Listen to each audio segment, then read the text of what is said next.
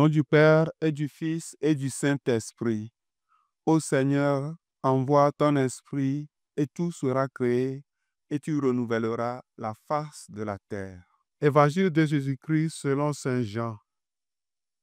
En ce temps-là, les yeux levés au ciel, Jésus priait ainsi.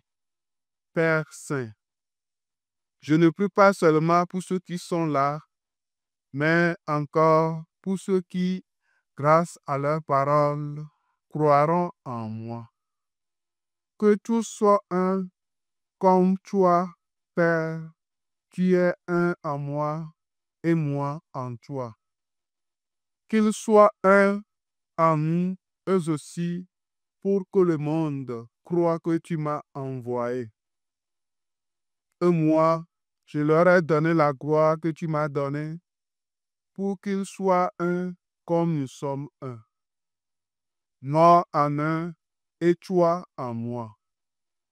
Qu'ils deviennent ainsi parfaitement un, afin que le monde sache que tu m'as envoyé et que tu les as aimés comme tu m'as aimé.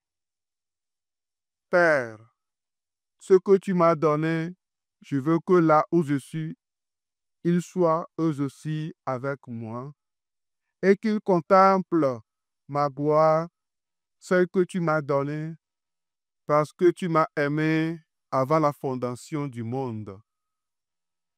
Père juste, le monde ne t'a pas connu, mais moi, je t'ai connu, et ceux-ci ont reconnu que tu m'as envoyé. Je leur ai fait connaître ton nom, et je le ferai connaître pour que l'amour dont tu m'as aimé soit en eux, et que moi aussi, je sois en eux. Acclamons la parole de Dieu. Louange à toi, Seigneur Jésus. Aujourd'hui, 1er juin, 7e dimanche de Pâques, nous méditons sur ce passage de Jean 17, 20 à 26. Nous découvrons la prière profonde de Jésus pour ses disciples et pour ceux qui croiront en lui. Ce moment nous éclaire sur l'essence de notre foi et la relation divine. Je vais axer ma réflexion sur 4 points. Premier point, l'unité des croyants. Deuxième point, la gloire donnée.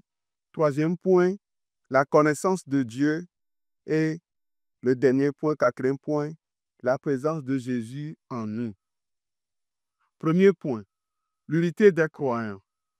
Jésus prie pour que tous soient un, comme lui et le Père sont un. Cette unité n'est pas seulement un souhait, mais une nécessité pour témoigner de l'amour de Dieu au monde. En tant que chrétiens, nous sommes appelés à surmonter nos divergences, à vivre en harmonie, reflétant ainsi la communion divine. Deuxième point, la gloire donnée. Jésus mentionne qu'il nous a donné la gloire que le Père lui a accordée. Cela signifie que notre identité en Christ nous confère une dignité et une mission. Nous sommes appelés à porter cette gloire dans nos vies à travers nos actions et notre témoignage. Troisième point, la connaissance de Dieu. Jésus souligne l'importance de connaître le Père. Cette connaissance est à la fois intellectuelle et spirituelle, nous permettant de comprendre la profondeur de l'amour de Dieu. En vivant dans cette relation, nous découvrons notre appel à aimer les autres comme nous avons été aimés. Quatrième point, la présence de Jésus en nous. Il termine en affirmant que l'amour du Père doit être en nous. Cela nous rappelle que notre foi ne se limite pas à des croyances, mais qu'elle se manifeste à travers l'amour et la solidarité. Chers amis, engagez-nous à vivre cette unité et cet amour. Soyons des témoins de la gloire de Dieu dans notre monde, en cultivant des relations authentiques, en partageant la bonne nouvelle.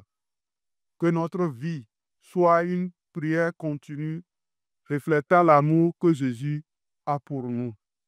Et que Dieu Tout-Puissant nous bénisse, le Père et le Fils et le Saint-Esprit. Amen.